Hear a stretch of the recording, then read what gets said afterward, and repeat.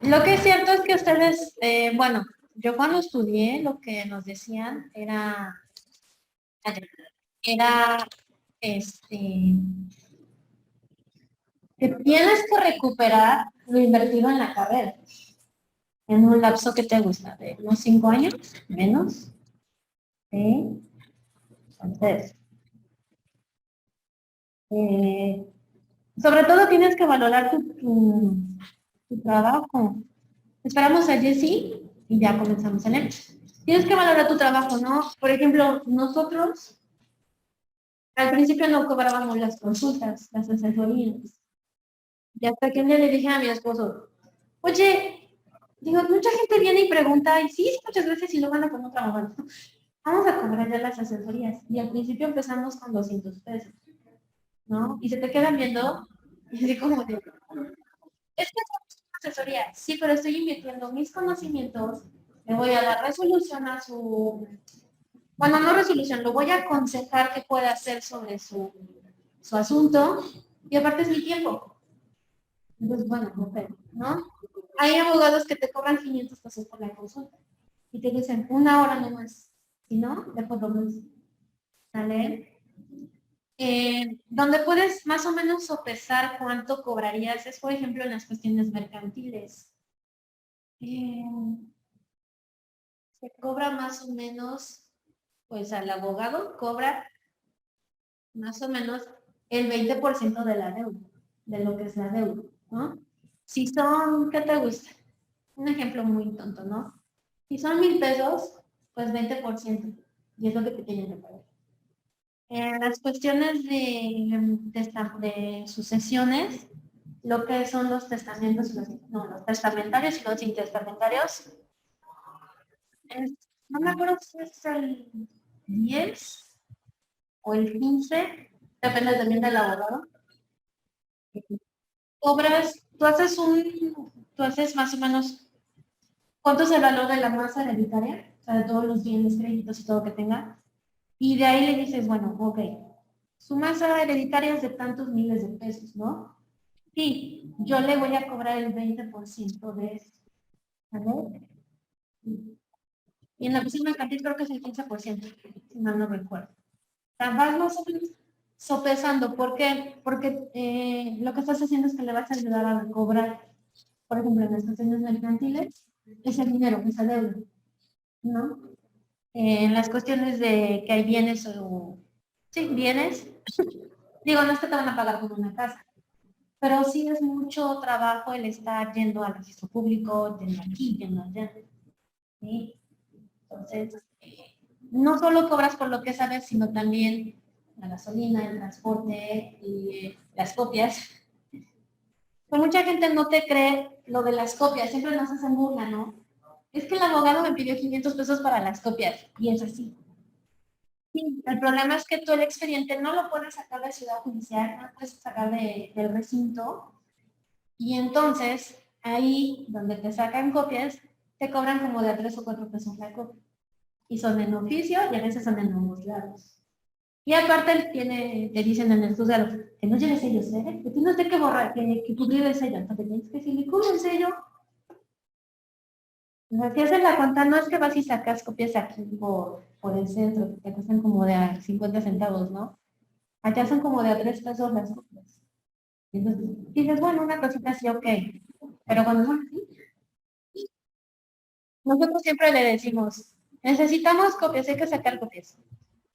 Y hubo una vez que un cliente nos dijo, ay, abogado, me va a costar cobrar como 1,000 pesos por las copias. Mi esposo no dijo nada porque es muy tranquilo. Yo sí me volteé y le dije, ¿va usted con las copias? ¿Dónde están las pagas? Sí, claro. Llegamos y obviamente ese expediente no lo fue así. Ya nos los prestaron y todo. Y cuando le cobraron, le dijeron, son 700 pesos de copias. Se volvió la señora y dijo, traigo 200. Y nosotros, no, pues no traemos. Y le dije, ¿qué van a hacer las copias? Porque muchas veces no te creen. Entonces, ¿sí? Pero siempre tienes que cobrar por lo que sabes. ¿Sí? Y le agregas el transporte, la comida, si quieres, ¿no? Pero, bueno. Ok, yo creo que Jessy ya nos perdió. Bien. Estábamos viendo lo que era el procedimiento, ay Dios, en Roma, ¿sale? Vimos el procedimiento civil, el procedimiento formulario y vimos lo que eran las acciones. Yo aquí les meto lo que es la familia romana, porque acá nos voy a confundir más porque nos tocaría ver bienes, obligaciones y costes de las obligaciones, ¿vale? Entonces, vamos a cambiar tantito de acciones. Uy, lo que es la familia romana, ¿sale? Para que no se les haga. Bien. Quería esperar a Jessie, pero yo creo que no se va a conectar. Bueno, esperamos tantito y si no, ya te paso el video, ¿sale? Mientras llega Jessie. Ok, la familia romana. Tenemos, obviamente, el concepto, ahorita lo vamos a ver, y las clases, ¿sale?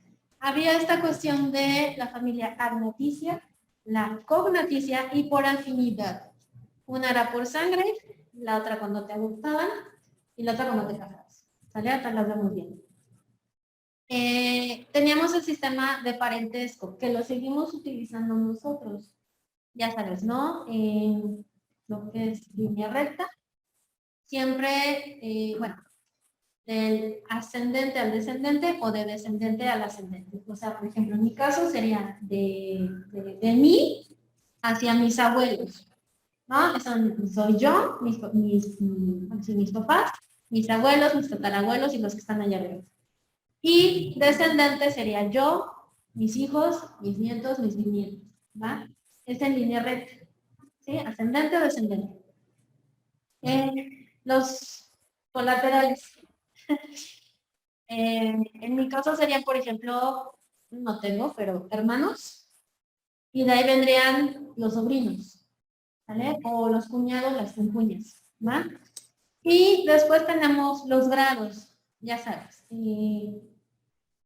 Es mi primo segundo. ¿Tu primo segundo? Sí, es mi primo porque es el que nació, nació. Por así decirlo, el que vino, viene y vino. ¿Sí? O como cuando se te acaban los grados, ¿no? Por ejemplo, no sé si tú tengas de alguna de tus papás, el tío abuelo o la tía abuela, ¿sí? Viene siendo algo así como la hermana, por ejemplo, de tu abuelita, tu tía abuela, ¿no? Entonces, ok. Pero ahí ya vamos con los grados. Primer grado, segundo grado, tercer grado, ¿no? De hecho, por ejemplo, es un ejemplo no muy grato, pero hasta cierto grado de tu familia no se pueden casar entre ellos. Pasando, creo que por ejemplo, del cuarto o quinto grado, sí te podrías casar con alguien de tu familia, ¿no? Pero se supone que su sangre ya está muy bien, por decirlo así, ¿no? Por eso te dicen, no, no te cases con tu familia.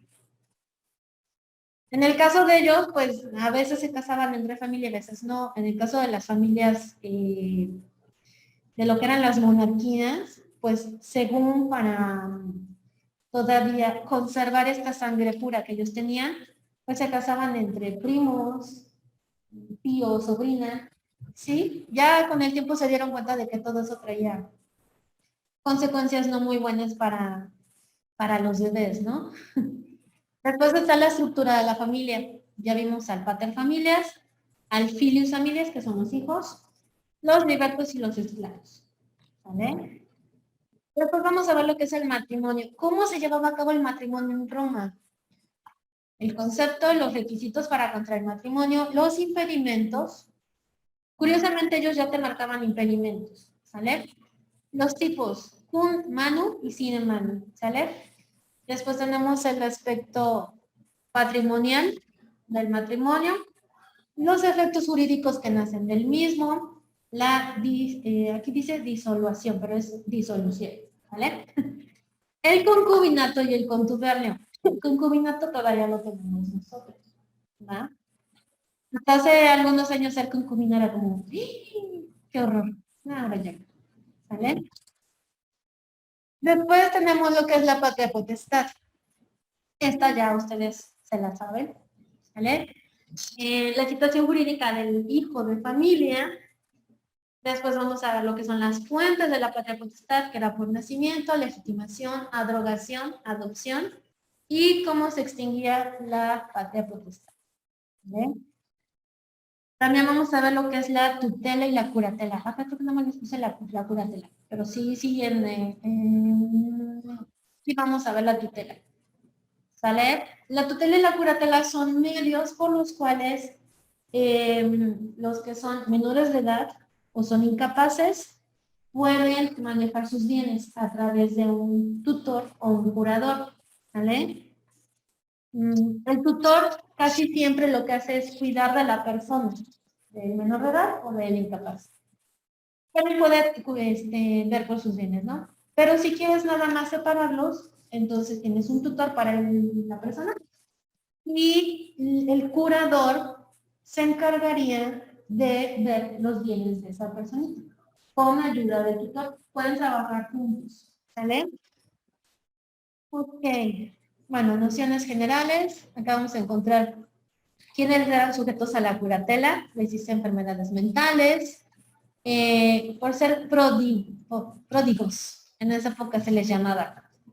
Y no que fueran prodigios de la música o prodigios de las ciencias, no, eran aquellos que despilfarraban su herencia, ¿vale? Y por razones de inexperiencia, ¿ok? Bueno, creo que ya sí se nos perdió, entonces te voy a compartir el video, ¿vale? Ya que no me escuches y me escuches nada más tarde.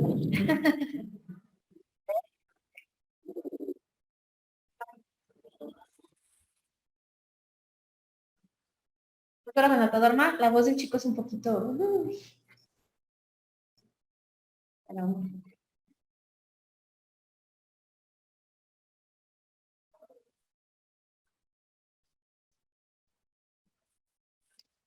pero, espera. No, pues, a ver, ¿no?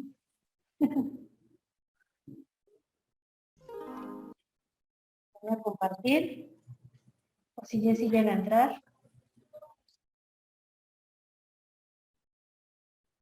Los chicos allá arriba. Son los de acá. O son los chicos de acá. Que hacen ahora.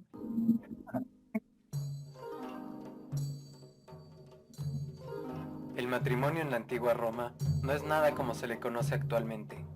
Institución del derecho romano en que dos personas de sexo distinto contraían matrimonio y eran marido y mujer. Ulpiano lo definía como la facultad de un hombre y una mujer con el propósito de vivir en comunidad indisoluble.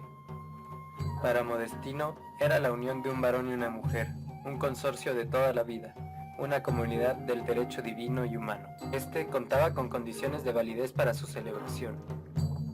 Pubertad de los futuros esposos, 12 años para la mujer y 14 años para el hombre. Podemos notar que en la antigua Roma podían casarse desde muy pequeños. Consentimiento de los esposos, consentimiento del jefe de la familia y por último, que los esposos cuenten con el ius connubii, derecho a poder contraer matrimonio válido. Había dos grandes tipos de matrimonio y estos contaban con características muy diferentes. La primera era cum manu, en la cual la mujer mudaba su capacidad jurídica a la del marido y estaba sumisa a él como si fuera su dueño, en calidad de hija. Dentro de cum manu también había tres maneras distintas de contraer matrimonio. Una era conferratio, ceremonia civil majestuosa y formal, para los patricios y celebrada por el sumo pontífice. Otra era la coemptio, una celebración en la que se hacía una simulación con un librapens y una moneda, en la que se hacía una especie de compra a la mujer. Y por último, la usus, en que la mujer sigue dependiendo de su familia propia a menos que pase 365 días seguidos viviendo con su marido. Si pasan 360 días y la mujer se va 3 noches seguidas, se convierte en sine manu, el cual es el segundo gran tipo de matrimonio. La mujer tenía igualdad jurídica, no perdía su parentesco agnatio y tenía sus propios bienes. Pero además del matrimonio, había otras uniones maritales. Una eran las justas nupcias. Otra era el concubinato, unión entre no ciudadanos romanos. Por último está el contubernio, el cual era entre esclavos y era únicamente una figura de unión natural, ya que los esclavos no tenían derechos y eran vistos como objetos. Por otro lado, también había impedimentos para celebrar el matrimonio. Uno de ellos era el parentesco, ya que en línea directa, o sea, entre parientes descendientes unos de otros, el matrimonio está prohibido hasta el infinito. Aunque, en línea colateral, el matrimonio estaba prohibido únicamente entre hermanos o entre personas de las cuales alguna sea hermano o hermana de un ascendiente del otro. Otro era el adulterio, el cual era un delito sexual que se producía por la relación ilegítima entre hombre y mujer, en que uno de ellos es casado. Otro era la afinidad, o sea, el lazo que une a cada esposo con los parientes del otro cónyuge. Además estaba el rapto, cuando se raptaba a una doncella o a una mujer casada o viuda, y se prohibía el matrimonio entre el raptor y la raptada. Como hemos visto, casarse en los tiempos de la Roma antigua no era cualquier cosa. Por un lado, tenías que tener un derecho específico para poder casarte, el ya mencionado ius connubii. Pero por el otro lado, es contrastante el hecho de que a los 14 años para los hombres y a los 12 para las mujeres ya sean aptos para contraer matrimonio. Además, contrario a nuestros tiempos, el divorcio en la Roma antigua era bastante complicado de efectuarse, ya que era una institución considerada para toda la vida, cosa que ya no es tan valorada hoy en día.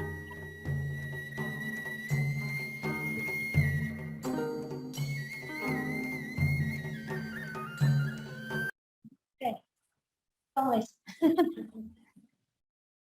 ¿Te llamó la atención algo? Tampoco te lo entendía.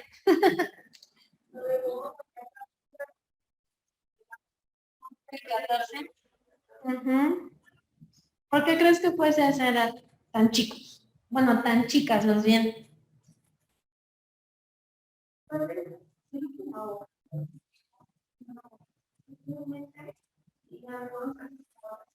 Ujú.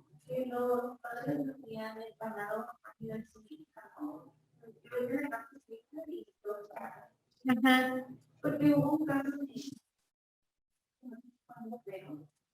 Ah, sí, estaban bien emocionados los dos niños, ¿verdad?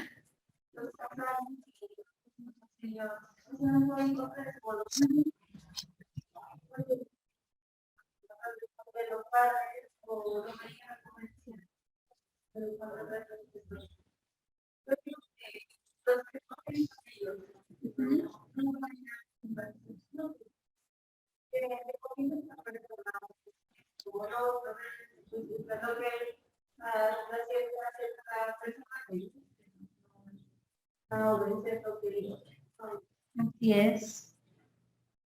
Ujú. También tiene otra razón, el hecho de que la mujer a los 12 años se supone que ya puede tener hijos. ¿Vale? No siempre es que se casaran y ya hacían vida marital. No eran tan malos los romanos en ese aspecto, ¿no?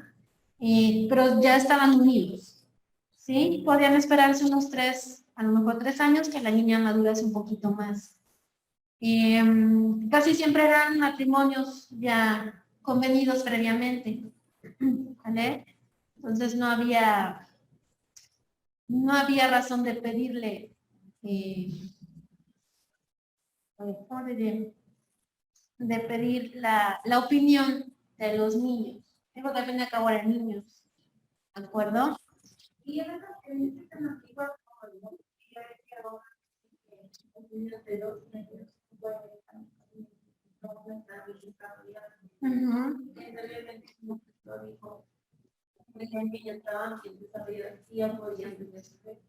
así es. Pues no nada más los romanos, todas las culturas antiguas se casaban muy chicos precisamente por la cuestión de linaje, ¿no? Por ejemplo, los egipcios se casaban a veces entre hermanos, ¿no? Por eso También puede ser una de las causas por las cuales muchas de esas culturas antiguas o civilizaciones fueron decayendo, precisamente porque sus herederos nacían con muchos defectos, ¿no? Eh, pero no solo ellos, también las monarquías, lo que te decía hace un momento, se casaban entre ellos por conservar la sangre azul que tenían, ¿no? El linaje. Se me viene a la mente la reina Victoria, la abuela de la actual reina de Inglaterra. Ella se casó con su primo Alberto, ¿vale? Eran algo así como primos segundos, no eran tan directos. Pero al final del día tenían la misma sangre. Y de su unión, de los 9 hijos que tuvo, algunos de ellos murieron precisamente por esta mezcla de la misma sangre. Y entonces les trajo deformidades, les trajo enfermedades, ¿no? Y hasta la fecha, esa unión de sangre todavía sigue, no causando tantos estragos, pero sí se ha habido manifestada en lo que es las casas reales, ¿no? Porque al final del día, la reina Victoria es la abuela de Europa, le dicen, porque todos sus hijos, los que le sobrevivieron, fueron casados con otras casas reales. Entonces todos descienden de la reina Victoria, imagínate, ¿no? Digo, Europa tampoco es muy grande, pero el hecho de que todos tengan la misma abuela, dices, ¿cómo, no? Pero bueno.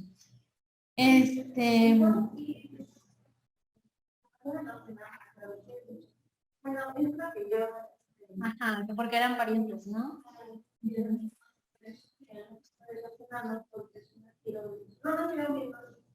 Ajá, así es. Sí, de hecho, cuando tú vas a solicitar, más bien cuando vas al registro civil y dices que te vas a casar, o sea, no se puede entre parientes y aparte tienes que hacerte unos exámenes prenupciales para ver si no había alguna complicación. Precisamente porque, bueno, como ellos también lo manifestaban, los romanos, uno de los propósitos o fines del matrimonio pues era el tener hijos, ¿no? De manera legal, por así decirlo, ¿no? Nosotros pues también te preguntan si eres pariente o no. Y si ven que hay, sobre todo la sangre, a veces la sangre es lo que no te deja tener al bebé y te lo dicen. No son compatibles. No, nos llevamos muy bien. No, eh, biológicamente no lo son, ¿no? La sangre y eso. Ya depende de ti si te quieres casar. Pero bueno.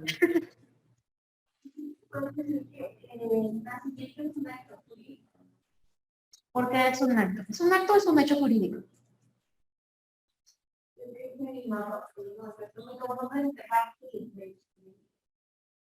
Los hechos jurídicos son los que el hombre no interviene en su realización. Y el acto jurídico va de por medio de la mano del hombre. Un hecho jurídico es el nacimiento y la muerte. ¿Vale? Un acto jurídico. Así es. Sí. Sí, es algo con lo que todos peleamos durante toda la carrera. ¿Vale? Pero yo así es como lo entendía. El hecho jurídico no interviene en la mano del hombre, el acto jurídico sí. ¿Vale? Porque nacer, dicen, bueno, sí interviene en la mano del hombre en el nacimiento. Sí, pero es la mano de un tercero. El bebé no te dice, quiero nacer, llévame.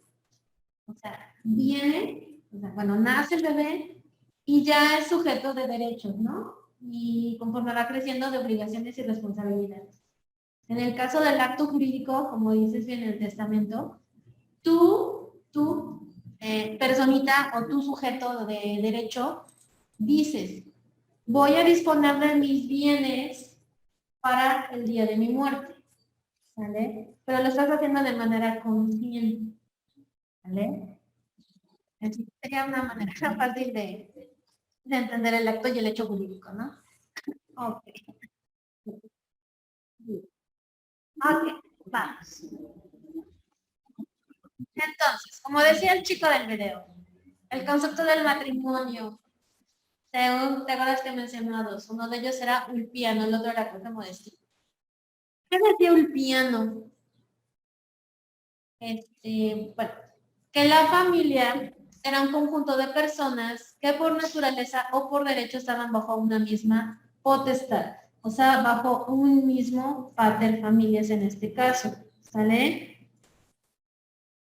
Después, bueno, la familia como el conjunto de las cosas in comercio o extra comercio, lo que está dentro y lo que está fuera del comercio, que le pertenecen al pater familias y de los derechos de los que él mismo es titular. No sé si recuerdas que cuando vimos lo que era la patria potestad, eh, todos los bienes eran propiedad del papá, ¿sale? Del mandamás de la familia. Y él podía hacer lo que quisiera con esos bienes, ¿va? Entonces, a esto se refiere las cosas, o bueno, el conjunto de cosas dentro o fuera del comercio. También los esclavos entran acá, porque los esclavos pues se podían vender, se podían comprar en el mercado literalmente, ¿vale? Entonces también ellos entran acá, los esclavos, ¿no? Bien. Este era el concepto de lo que sería la familia en Roma, ¿sí? Acá está el parentesco, ¿sí? Creo que más adelante les puse otro. Bueno. El parentesco es básicamente este vínculo que se establece entre dos o más personas, basado siempre en el origen o en un acto establecido por la ley. En este caso, el origen sería este de acá. Bueno, puede ser el papá, bueno, puede ser un hombre o una mujer, ¿sale? De los que todos los demás descienden, todos los miembros de su familia van a descender, ¿sale? Establecido por la ley, por ejemplo, ¿no? Este hombre de acá tuvo dos hijos. Por así decirlo, este primerito, no sé, se casa y tiene dos hijos también, ¿sale? Este tiene uno y este uno tuvo dos hijos, ¿sale? Entonces hablamos, digamos, abuelo, hijo, nieto, bisnietos, tataranietos, ¿vale? Si lo quieres ver de otra manera, bueno, bueno, nos quedamos así, nada más con los que son descendientes directos, ¿vale? Entonces, padre, hijo, nietos, bisnietos, tataranietos, ¿sale? Ok, ¿cuáles son las clases de parentesco? Agnaticio o civil tiene que ver con el paterfamilias y los que están sometidos a él, ¿vale? Cognaticio o natural son los lazos de sangre y es la línea paterna o materna. La diferencia entre agnaticia y cognaticia es, por ejemplo, hablaríamos aquí, digamos, nada más de una sola rama, ¿sí? Por ejemplo, el papá y los descendientes de él. En el caso de la cognaticia, ya hablaríamos, por ejemplo, del matrimonio y de las ramas que salgan de ambos, ¿vale? Que al final del día va a ser la misma porque se van a unir en algún momento. Pero tanto él tiene una familia aparte, sus papás, sus hermanos, como ella tiene a sus padres y a sus hermanos, ¿vale? Esa sería como la diferencia, ¿no? Por eso te dice línea paterna, línea materna, lazos de sangre. Acá también en la noticia, en el caso de los romanos, entraban, por ejemplo, los esclavos o aquellos, había una clase en Roma, se le llamaban clientes. Eran todos aquellos que podían anexarse a una familia, pero sin la adopción, sin nada, simplemente estaban bajo la tutela del padre de familias, ¿sí? Porque fuese el hijo del mejor amigo que vivía en otra provincia y llegaba y lo cuidaba, ¿vale? Pero también estaba bajo su potestad, bajo su sometimiento, ¿sale? Y la afinidad. Suegro, nuera, cuñado, esposo. Todos aquellos que llegan a ser parte de esa familia, pero no tienen el lazo de sangre. ¿Ok? ¿Sí? ¿Dudas con agnaticia, con neticia y por afinidad?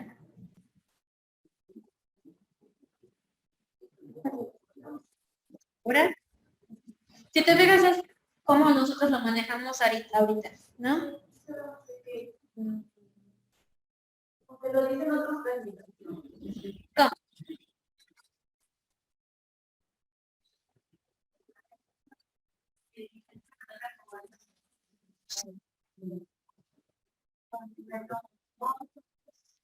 Ujú.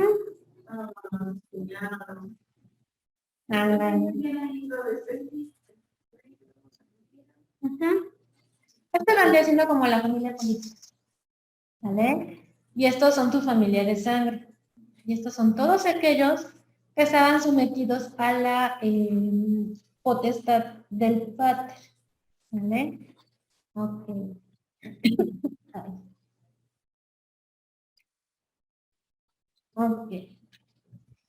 Dentro del parentesco nos vamos a encontrar lo que es el sistema de parentesco, ¿sale?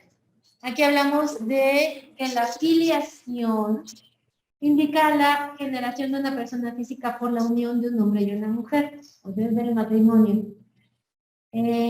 Las razones, o no, las relaciones filiales o de filiación fueron aquellas que nacían recíprocamente entre los progenitores y el engendrado, o sea, las relaciones entre los papás y el hijo, ¿sale?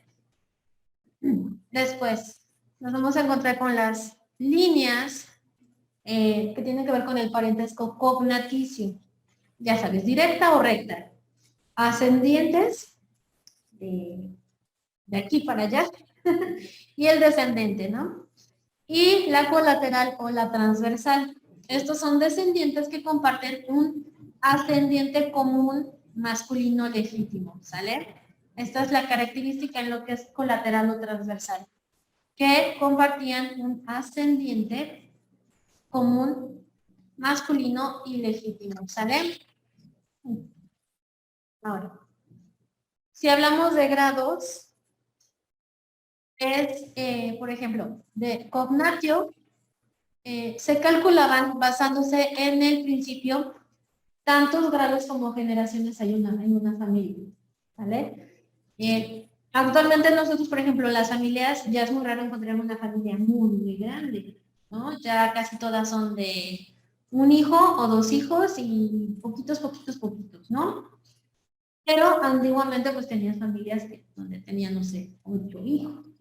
Y estos 8 hijos cada uno tenía mínimo 5 y máximo 8, ¿no? Entonces hacen unos familias enormes. Ok. En línea recta, vamos a contar el número de las generaciones que separan al ascendiente del descendiente. Esto es, entre padre e hijo hay un grado. Entre el abuelo y los nietos hay 2 grados.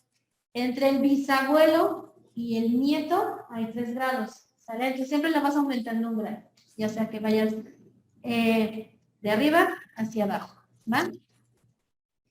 Después, en la línea colateral se va a contar el número de generaciones masculinas que separan a un individuo de la cabeza común masculina, ¿sale? Lo que era la estirpe. Y se añadía el número de las generaciones que separan a este de otro descendiente, ¿sale? En línea colateral los grados nunca podían ser menores de 2. Aquí te lo voy a explicar mejor. ¿Sí te ve bien? ¿Sí, verdad? Acá está. El parentesco por consanguinidad, líneas y grados. Vamos primero con la línea recta. ¿Sí? Tienes a los bisabuelos, que es el tercer grado. Si partimos de este, que vendría siendo tú, por ejemplo. ¿Vale? Los abuelos es el segundo grado y los padres es el primer grado. Eso sería de ti hacia arriba, ¿no? Los ascendientes. Y si vamos con los descendientes, por ejemplo, los hijos son el primer grado, los nietos son el segundo grado, los bisnietos el tercer grado. Y así te sigues. ¿Ok? Ahora, en línea colateral. ¿Te acuerdas que te decía los tíos abuelos? Estos vienen de acá, de los abuelos. ¿Vale? Y son parientes en cuarto grado. Después tenemos los tíos, que serían los hermanos de tus papás, que son los de tercer grado. Y de aquí nacen los primos hermanos, ¿ok? Que son cuarto grado. Luego estás tú y vienen tus hermanos, que son tus parientes en segundo grado, por así decirlo. De tus hermanos nacen los sobrinos, que son los de tercer grado, y los sobrinos nietos en cuarto grado. ¿Sale? Así es como ellos establecieron su parentesco o el parentesco y se quedó hasta nuestros tiempos. ¿De acuerdo? Imagínate cuántos años tiene esto, ¿no? Se supone que todos estos comparten una misma sangre porque vienen de un mismo progenitor. ¿Ok? Acá, bueno, es cuando ya, aquí, estos no. Los de acá, los de los tíos abuelos, los hijos, ya la sangre está un poquito más mezclada. Ya no es tanto tu sangre directa, por así decirlo. ¿Ok? Aunque luego, bueno, la genética te engaña y puede ser que un hijo de este se parezca más a un hijo de tu nieto, ¿no? Sean muy parecidos. Ya sabes cómo es la genética. ¿No? Por ejemplo, mis hijos, tengo uno de chocolate amargo y uno de chocolate blanco. Uno es morenito y el otro es blanco. ¿Sí? Uno es igualito a mi suegro y el otro es igualito a mi papá. ¿No? ¿Te parece donde le das un parecido? Ándale, sí, sí, sí. Ahí te das cuenta que entonces la sangre, los genes sobre todo, todavía están muy presentes en esos, ¿qué te gusta? En estas personas, ¿no? Digo, si ya estás hablando, por ejemplo, de tu primo, que no es tu primo hermano, entonces todavía la genética está muy, muy pesada, ¿no? Por ejemplo, mi mamá tiene dos hermanas. Ellas sí son una de chile, una de mole y una de rajas. Son hijas del mismo padre, obvio de la misma mamá, pero las tres son muy diferentes. Tengo una tía que mide 1,80 m y es morena, morena, morena. Es para las abache, dice mi abuelita. Es un monstruo mi tía. Y se parece mucho a una tía de su papá. La otra es una garrochita, blanca, blanca, bueno, pálida, flaca, flaca, desnutrida, le decimos. Y es muy parecida a la mamá de mi bisabuela. Y mi mamá pues salió a mi bisabuela, chaparrita, blanca, blanca, pecosa. Yo ni pecas tengo. Y mi mamá es de ojos claros, es de ojos verdes. A mí la genética me saltó. Y ya por eso, ya es un poco, por eso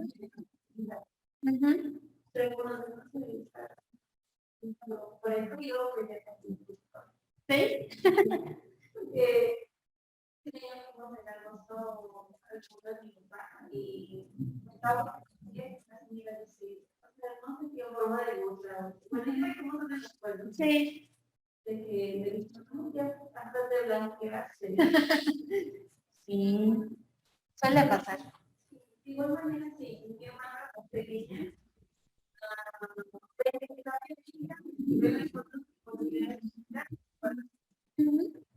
y ahorita, y ellos, y yo no, yo soy Tiene qué color, vivían por ahí. Y todo eso viene de alguien atrás. ¿Vale? Pero es que también la genética se salta a veces una generación, ¿no? En tiempos muy remotos, muy antiguos, híjole, pues no se sabía nada de esto de que la mezcolanza de sangres, o a lo mejor que en algún momento tuviesen un pariente, no sé, pelirrojo o de otro color, se podía manifestar en el nacimiento de un bebé muchas generaciones después, ¿no? Por ejemplo, aquellos bebés de papás que son de color, que son negros, y de repente nace el bebé pelirrojo. ¿De dónde salió el muchachito? Y resulta que sí es tuyo. Simplemente tuviste un antepasado, por ejemplo, con todo esto de la esclavitud, tuviste un antepasado que era peligroso, y ahí está el chamaco, ¿no? O sea, ellos no lo sabían, sin embargo, trataron, digamos, de evitar, pues ¿cómo te diré? Esto que no estaba bien visto entre ellos, ¿no? Casarse entre hermanos, ¿vale? Por ejemplo, se dice que Octavio era sobrino de Julio César, y él tenía una gemela, Octavia, bien originales. Y eh, querían, digo, Julio César ya tenía a su esposa, pero Octavio quería, es una, dicen, ¿no? Quería que su hermana se casase o fuese mujer de Julio César para precisamente eliminar. Y Julio César dijo, no, ¿cómo crees? Es mi domingo. Hubo otros emperadores que dijeron, sí, véngase para acá, ¿no? Entonces, ellos trataban de evitar esta mezcolanza, ¿no? Y bueno, no siempre se pudo. Ok. Ah, Como ellos decían que era presente, pero no se termina de que ellos son de sangre y otros son su tipo de sangre. Ahí ellos, ¿cómo lo delimitaban? ellos no tenían ni idea si eran no positivo o negativo o VHA, no tenían ni idea. Simplemente eran de sangre pura y los que no. ¿Vale? Todos aquellos que eran de la nobleza, todos aquellos que eran privilegiados, el emperador, los reyes, se supone que todos ellos eran se les decía sangre azul, ¿no? Eh, y era que su sangre era pura, o sea, no había mezcla entre ellos. ¿Cómo podrían ser, por ejemplo, los pueblos bárbaros que se mezclaban con el otro pueblo, ¿no? Quiere decir que todos ellos eran romanos, porque según la mitología, todos provenían de Rómulo, que era hijo de un dios. Entonces se consideraban que tenían sangre divina también. ¿Sí? Por eso ahorita fijas el video, y más adelante lo vamos a ver, los patricios no se casaban con los plebeyos, porque los plebeyos su sangre estaba contaminada. En el caso de los patricios era sangre pura, la sangre todavía divina, por así decirlo. ¿Sí? Y esa creencia estuvo todavía hasta hace algunos, ¿qué te gusta? Hasta hace unos 200 años, más o menos. Evitar casarse con un plebeyo porque tu sangre se contaminaba, ¿no? O sea, ellos no sabían que eran O positivo o RH negativo, no, ellos simplemente eran o de sangre azul o los cobriles, por así decirlo, ¿no? Entonces, ahí se podría decir que de ahí salió de una y sangre azul. En sí el término sangre azul viene de las monarquías europeas, el hecho de que ellos eran tan blancos y si te fijas las vainas se ven azules. Entonces ellos realmente creían que su sangre era azul, no roja. ¿Sale? Por eso el término de sangre azul, por los europeos. Los romanos eran más hacia nuestro color, por así decirlo, más opinionados, ¿no? Los griegos también en ocasiones, ¿no? Pero ya más para acá, las monarquías, ahora sí ya establecidas europeas, la famosa sangre azul, por las venas, ¿no? Pero bueno. Cuestiones, ¿no? Por ejemplo, las personas que son de color negro o son negras, digo, pues las venas no se las ves. Entonces, no tenían esta idea de que tenían la misma sangre, hasta que se los descabechaba, ¿no? Pero en sí esa idea viene porque las venas se ven azules, así básicamente. Y de hecho tú ves tus venitas y te ven azules, ¿no? Mi sangre es azul, ¿no? Diría mi hijo, es sangre mamá como la de los azotadores, que los pisas y son verdes. ¿Vale? Y de hecho, por ejemplo, ellos tampoco tenían conocimiento de que muchas veces, pues, la deformidad que trajese el bebé era a lo mejor a causa de que su sangre no era compatible, ¿no? O también, por ejemplo, el expulsar a bebé tantas veces, ¿sí? Y algo más que quiero comentar que se me olvidó ahorita. Hasta hace algunas décadas fue cuando se descubrió que el hecho de tener puras niñas o puros niños viene del papá. No es la mujer la que lo pone el sexo al bebé, por así decirlo. Es el hombre el que determina el sexo del bebé, ¿sí? Pero bueno, ellos tampoco lo sabían. Y en esta época, así como todavía en algunas culturas en nuestro tiempo, la preferencia del hombre sobre la mujer, ¿no? ¿Por qué puras mujeres me das? Pues no es mi culpa, es tuya. No es tuya, porque tú no engendras. ¿Sale? Pero realmente quien determina el sexo del bebé es el papá, ¿no? Esto hasta que la ciencia avanzó muchos años después. Y exactamente, ¿no? Bueno, pues, gracias a ese descubrimiento se evitaron muchos divorcios, mucha cuestión, si lo quieres ver de alguna manera, mucha violencia sobre la mujer, ¿no? ¿Por qué puras niñas? Tú tienes la culpa, yo no, ¿no? Pero bueno, ok, acá. La estructura de la familia rumana. Nos vamos a encontrar primero al pater familias, luego al filius familias y después a los libertos o los esclavos. ¿Vale? El pater familias ya lo vimos, era el centro de la familia romana o de la domus, estamos como en la casa. Era un hombre libre y aparte era sui juris. Acuérdate que el sui juris era aquel que no estaba sometido a la potestad de él, él era el que mandaba. ¿Vale? ¿Qué derechos tenía el pater familias sobre su familia? Era algo así como juez y también actuaba como el sacerdote del culto doméstico.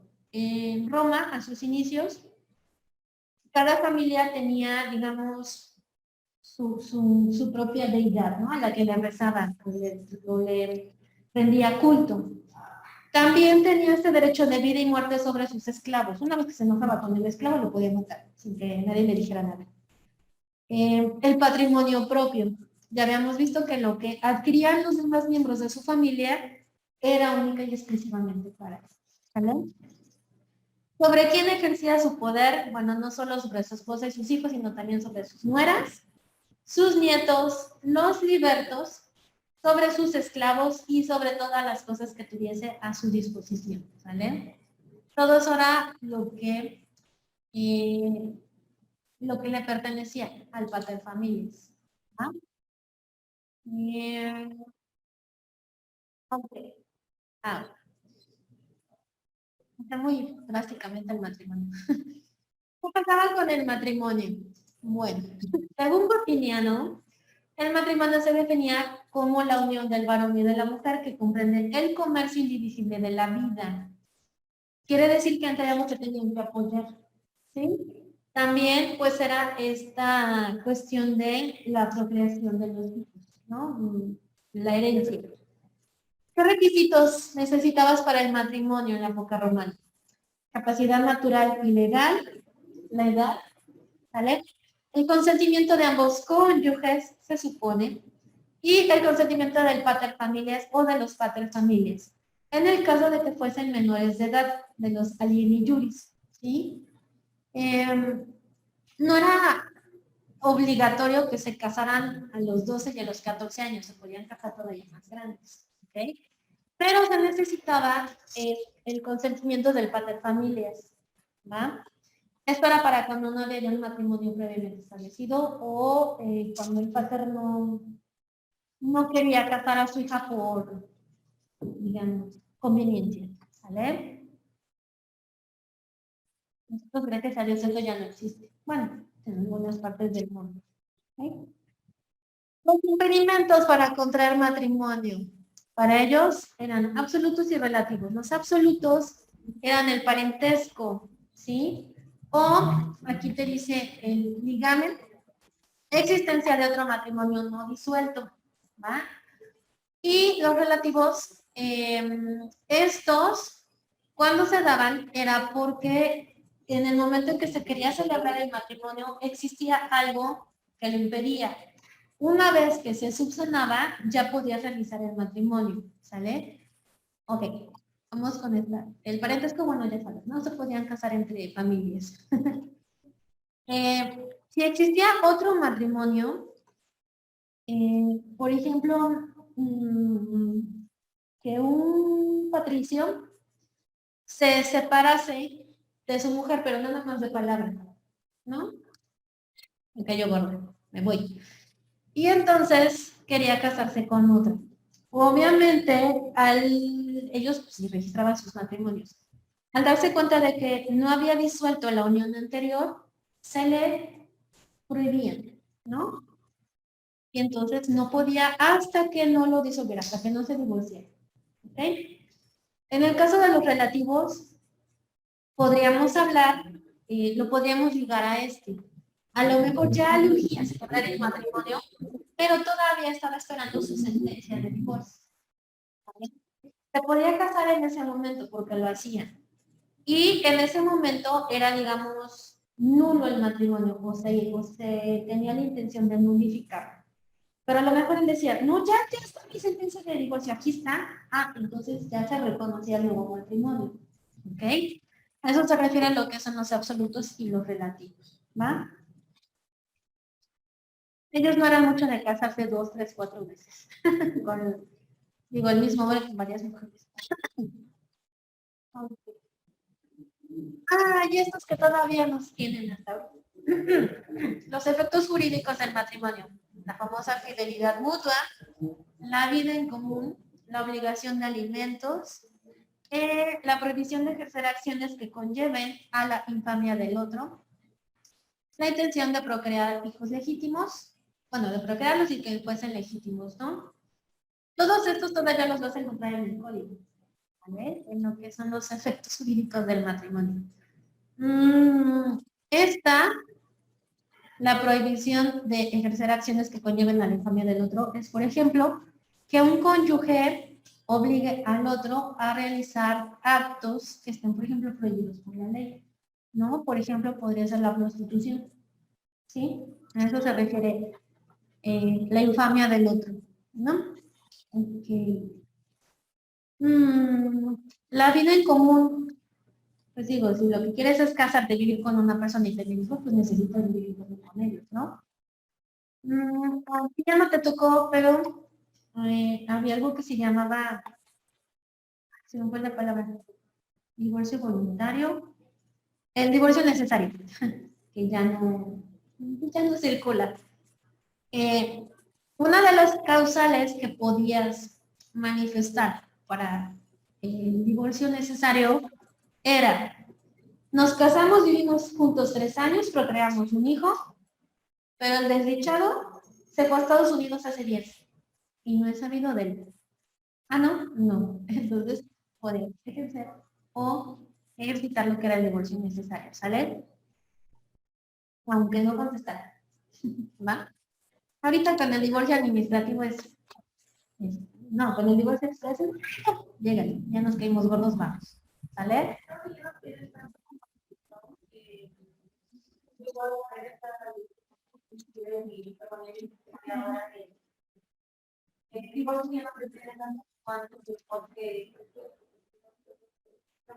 Y la persona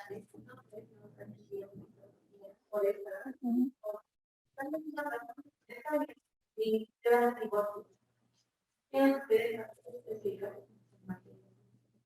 Ajá. Pero tienes que tener cuidado porque si hay hijos, sí se vuelve un poquito engorroso. por ejemplo, si no se separan, se van a de alimentos, lo que se debe cuando juntos, ¿no? Los bienes, cuando el trabajo Tienes que ver si están casados por bienes separados o por bienes mancomunados. Sí, también tienes que ver si, por ejemplo, cuando vas a meter ahí de una vez lo que son los alimentos, digo, porque te puedes divorciar y de una vez hacer un convenio, que es lo más fácil, lo que te divorcias y luego el otro. De una vez te pones de acuerdo con el otro en cuestión a los hijos. ¿Sale? ¿Cuánto me vas a dar? Si son, por ejemplo, muy chiquitos, digo, la mujer puede decir, y con justa razón, ok, no van ni siquiera al kinder, tengo que cuidarlos. ¿Vale? Entonces, la pensión tiene que ser proporcional. También hay mujeres que te piden pensión. Y entonces, dependiendo de las circunstancias, pues dices, sí, también le toca pensión a ella, ¿no? Ok. Ya cuando tus hijos son grandes, pues más o menos, ¿no? ¿Cuánto gastabas en ellos? Que es lo que a lo mejor decides darles de pensión. Y si la mujer trabaja, pues también se va compensando, ¿va? En el caso de los bienes, si son por bienes separados, pues tan fácil, ¿no? Lo tuyo es tuyo y lo mío, y adiós, ¿no? A lo mejor la casa es de los dos, bueno, nos ponemos de acuerdo quién se la va a quedar, o la vendemos, y nos dividimos el dinero. Pero si son por bienes mancomunados, pues tienes que repartirlos, ¿vale? No hay de que yo lo compré, si tú lo compraste, pero estamos casados por bienes mancomunados, es de los dos, ¿no?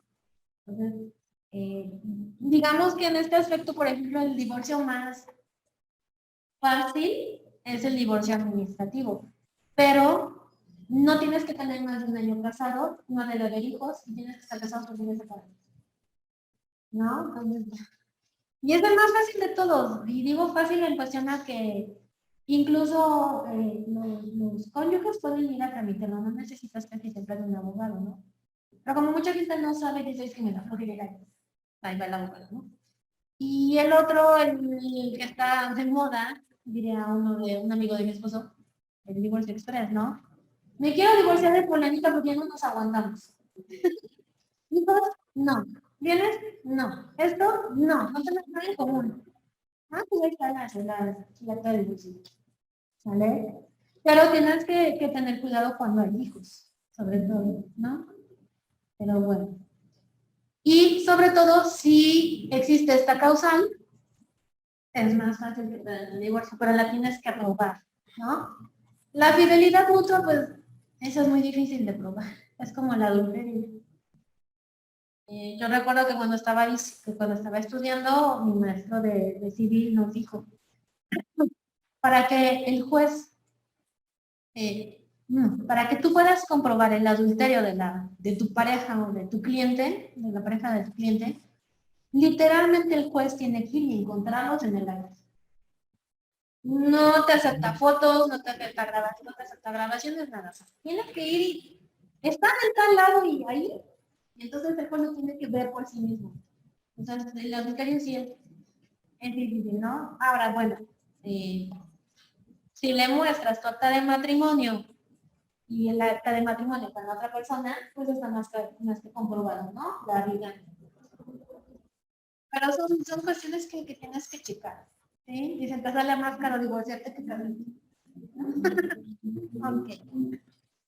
La procreación de hijos o la intención, digo, actualmente muchas parejas se casan y no quieren tener hijos, ¿vale? Y no por eso quiere decir que estás faltando a una cuestión del matrimonio. Así de simple, no quieres y quieres, ¿no? Ok. Ah. ¿Cómo disolvemos el matrimonio en Roma? Bueno, por la muerte, ya sea de ambos o de un solo cónyuge, por obvias razones. Agoras hasta la capitis diminutio máxima, ¿no? Cuando perdía su libertad o su estatus de ciudadano romano, ¿ok? El repudio, se casaban y por X razón, tanto él o ella decían, ya no lo quiero, ya no lo soporto, me da no sé qué verlo. ¿Sí? Casi siempre la que se repudiaba era la mujer, ¿no? Por las razones que quisieras, ¿no? Porque ya llevamos 2 años casados y no hay bebé. Y a lo mejor el problema era él, pero no se pegaba. ¿Sale? Entonces, la repudiaba. No, fuchi, ¿sale? Y el divorcio, que ya estaba de moda en Roma también, ¿va? Ok, ahora. El matrimonio sería el primero, ¿no? Después el concubinato, ¿sí? Digo, nosotros todavía lo tenemos, lo usamos.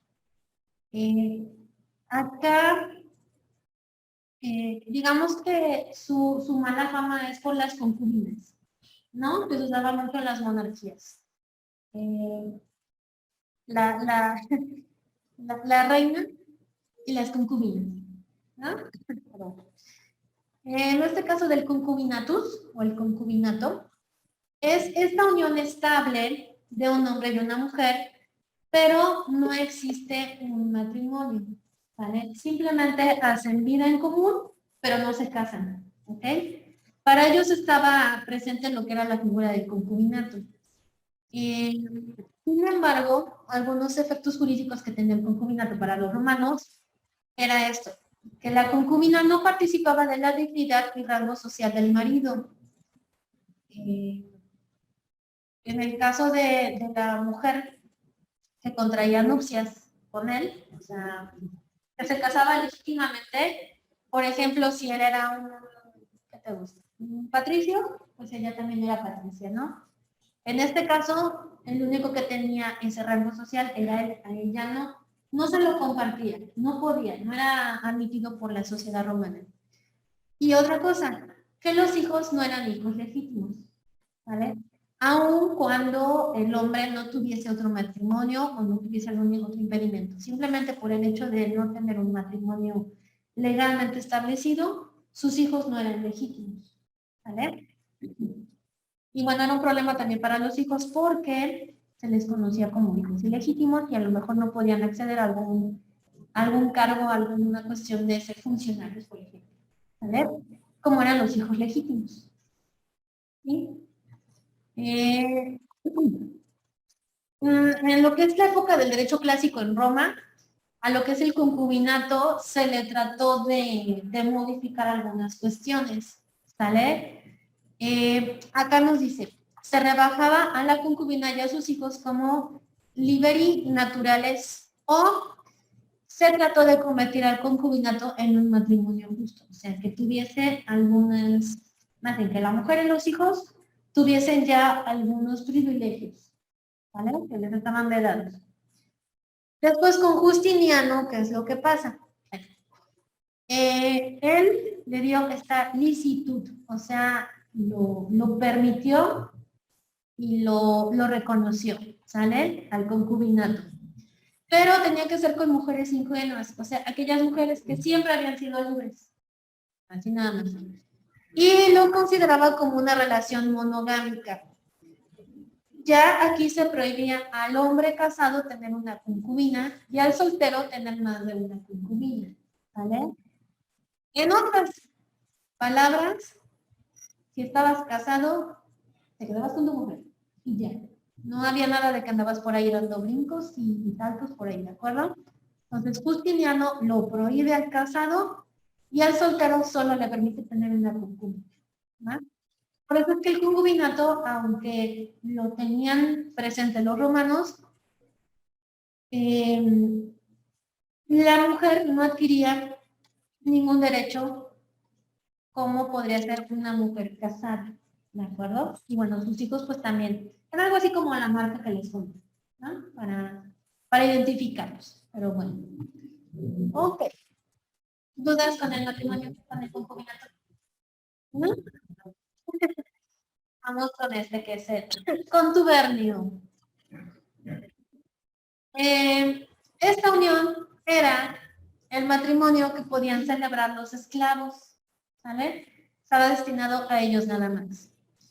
¿Y cuáles eran las consecuencias que tenía el contubernio? Bueno, aquí nos habla de que era una unión doméstica, pero la misma no producía efectos jurídicos. No, tampoco se podía o no creaba una familia y no había relaciones de parentesco. O sea, simplemente era la unión de un esclavo y un esclavo. ¿Vale? Los hijos que nacían de esta unión, de este contubernio, seguían la condición jurídica de la madre, ¿ok? Si la mamá era esclava, ¿ok? Dice, a menos que existía o que existiese el favor libertatis. Por ejemplo, digamos que tal vez el papá, no sé, en algún momento se volvía liberto, podía tomar a ese hijo suyo. ¿vale? Y hacerlo libre. Pero si no, se quedaba como esclavo al igual que la mamá, ¿de acuerdo? También interviene, bueno, no, aquí ya no interviene lo de que si la mamá era libre al momento de ser capturada, ¿vale? Pero recuerdas que en algún momento vimos que si la mamá caía en esclavitud y ya estaba embarazada, y antes era libre, el hijo era libre, ¿vale? Bueno, entonces el contubernio era exclusivamente para los esclavos. Sin embargo, no estaba como tal reconocido por la ley romana hasta ya finales de la época. ¿De acuerdo? Entonces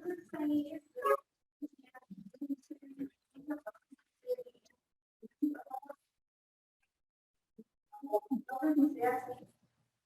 Si era libre y pasaba a ser esclavo, No. Si al momento en que caía la mujer en esclavitud, ya estaba embarazada y antes era libre, el hijo nacía siendo libre. ¿Vale? Si lo quieres ver más cruelmente, se lo podían quitar. ¿Sí? Porque se supone que los esclavos no tenían ningún derecho tanto de contraer matrimonio entre ellos y mucho menos de crear una familia. ¿Vale? Ya con el contubernio, bueno, se les permite esta unión, ¿no? Pero si te fijas, no tiene no tenía ningún derecho. ¿Vale? Entonces, sí, si la mamá al momento de caer en esclavitud ya venía embarazada y era libre antes, el hijo nacía siendo libre. Si la mamá se embarazaba ya siendo esclava, el hijo nacía esclavo. ¿Vale? Casi siempre seguían la condición de la madre. ¿No? Bien, entonces sería matrimonio, concubinato y contubernio. ¿Vale? Acuérdate que el matrimonio era la unión legal, el concubinato era esta unión entre un hombre y una mujer que hacían vida en común, pero no había, digamos, vamos a llamarlo así, un contrato de matrimonio. ¿Vale? Y la mujer y los hijos no seguían ni el rango social, ni tenían derechos ni privilegios por el simple hecho de ser la concubina. ¿Ok? porque ambos lo querían, pero no necesitan de Ujú. porque ellos decían, no, pues sí, como estamos, y pues nada más, pero no llega a estar el tronco de Exactamente. Sí, podía ser que un hombre soltero tuviese una concubina con la que no quisiese casarse, pero sí tuviera, digamos, sí tuviese vida, como vida conyugal, ¿no? Por así decirlo. Este, o el hombre casado que tuviese otra mujer, ¿vale? Y por obvias razones, al estar ya casado, digamos, en primeras nupcias, no podía contraer otro matrimonio, ¿sí? Era algo así como la mano, ¿no? Y en el caso del hombre soltero, pues, digo, a lo mejor él pasaba un rato con la concubina y regresaba a su casa, a la casa de su padre, ¿sí? Así podríamos ejemplificarlo, ¿ok? Y el contubernio era la unión entre los esclavos, ¿vale? Pero tampoco producía ningún efecto para nada, ¿vale? Digo, actualmente el concubinato ya no es como yo lo interpretaba, ¿no? Actualmente vives en concubinato y no pasa nada. ¿Sí? Simplemente no te quieres casar, ¿sí? Y por ejemplo, la unión libre, eh, digo, es casi lo mismo, ¿no? Que el concubinato. Pero, por ejemplo, la unión libre, después de 2 años, ya adquieres derechos y obligaciones como si estuvieras bajo un contrato de matrimonio. ¿Sí? En ambos, tanto en el concubinato como en la unión libre, pues los hijos son reconocidos por el padre. ¿Sí? Y no son hijos ilegítimos. Ya no dice así en las actas de nacimiento. ¿Va? Y también tienen los hijos tanto derechos y obligaciones como los padres tienen los derechos. ¿Sí? Ya no hay de que no se les reconocía o eran hijos ilegítimos. ¿Va? Te fijas, muchas parejas viven en unión libre o en concubinato. ¿Vale? Y no pasa nada. Ok. Bueno, lo que era la patria potestas, ¿sí? Ya habíamos visto que era este poder que ejerce el pater familias sobre sus hijos naturales y adoptivos, ¿sale? Hijos adoptivos también. El filius familia o el hijo de familia eran sujetos a patria potestad. No podían contraer matrimonio sin la autorización del papá. Y aparte formaban parte dentro de la familia como agnados.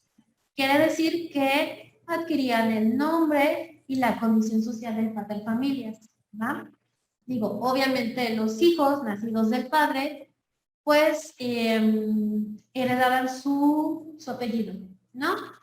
También la condición social. Si el padre era, no sé, digo, obviamente eran patricios y eran ricos, pero si era, por ejemplo, senador, el hijo podría o podía heredar ese puesto, ¿no? Y entonces adquiría la misma condición social que el papá.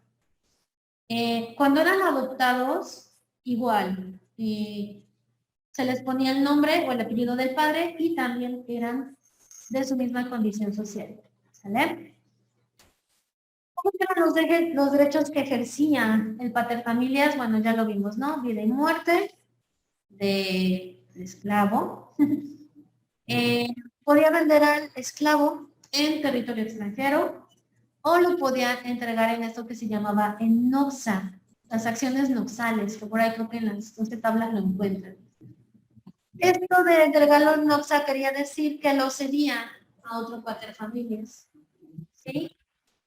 Algo también que tenía el paterfamilias sobre sus hijos era que lo podía abandonar siendo recién nacido, ¿sí? Creo que ya les había comentado, si el bebé no, pues no era bonito, iba y lo abandonaba. O incluso lo podía vender o regalar, ¿vale? Por ahí se dice en lo que es la historia, la literatura, que iban y los aventaban a un barranco y ahí se encontraban muchos los cuerpecitos de los bebés, ¿no? Porque no eran físicamente un bebé, ¿sale? A lo mejor le faltaba una mano, a lo mejor la nariz, a lo mejor eso, lo otro. Y entonces el padre, con todo el derecho que él tenía sobre su hijo, iba y lo aventaba. ¿Sí? Vimos que posteriormente con Justiniano ya también se le podía sancionar por hacer esto, ¿vale? Okay. ¿No sé si viste esa película de 300? De los, se me fue el nombre, eran griegos, espartanos. ¿No lo has visto? Bueno, digo, es Grecia, pero se asemeja un poquito a eso, ¿no? El que causa todo el problema con los espartanos y el otro que se sentía hijo de Dios, o Dios, era precisamente un hombre que estaba totalmente deforme. Y él manifiesta que cuando era muy, si no me recuerdo la película, que se deja llevar por la ambición y por todo lo que el otro, creo que eran los espartanos, creo que era persa. Todo lo que el rey persa le ofrece porque nunca nadie le dio atención, precisamente porque él estaba deforme, ¿no? Pero bueno.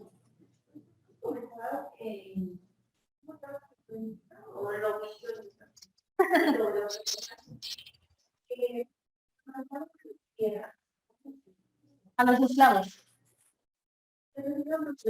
No, los bebés no. A los bebés, digo, ya era bastante crueldad hoy, con el simple hecho de abandonarlo. ¿Por qué? Porque el bebé podía morir por inanición, entonces cuando se mueren de hambre, o por frío, o por cualquier cosa. A los que aventaban en las fieras eran a los esclavos, ¿vale? Incluso a los cristianos, en algún momento. ¿Recuerdas que vimos esta cuestión de cuando caían en la esclavitud, lo que se podía hacer con ellos? Se podía arrojar a las fieras al liberto ingrato. O sea, aquel que había sido esclavo se le habían dado la libertad y que ya no quiso ayudar al pater familias, entonces podía ser arrojado a las fieras. Y lo mismo cuando comienza el cristianismo, digo, para ellos no era una religión, porque ellos eran politeístas, ¿no? Entonces, cuando comienza el cristianismo, muchos que ejercían la religión cristiana, al ser capturados y al no querer convertirse o regresar a lo que era el politeísmo, se les amenazaba con aventarlos a las fieras, ¿no? Incluso los ponían también a pelear con gladiadores. Y digo, pues, un gladiador está preparado para eso, ¿no? Sí, era el famoso circo romano. No, los, los abandonaban. Y digo, ya era bastante cruel, ¿no? Sobre todo desde el momento en que los separabas de la madre. ¿Sí? Digo, por mucho que tu niño no esté así muy agraciado, pues es tuyo, ¿no? Pero bueno, así es como ellos lo veían, sobre todo porque al no tener esta forma de persona humana, pues no lo consideraban una persona, entonces no lo veían mal, ¿sí? Ya después se modifica y ya los comenzaron a sancionar, ¿vale? Ok. Nos quedaríamos hasta acá, ¿va? No queda la patria potestad, ¿sí? ¿Dudas hasta acá, Dana? Ok. Bien. Esta presentación ya se la subí, ¿eh? Ah, ok.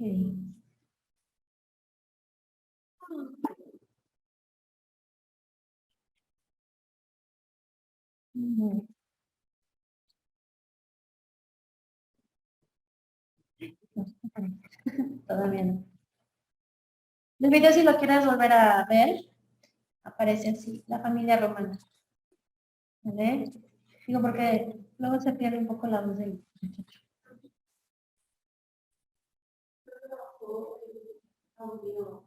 No le bajo la música. Sí, de hecho lo vas a encontrar así. Hay muchos, pero están muy, muy largos. ¿Vale?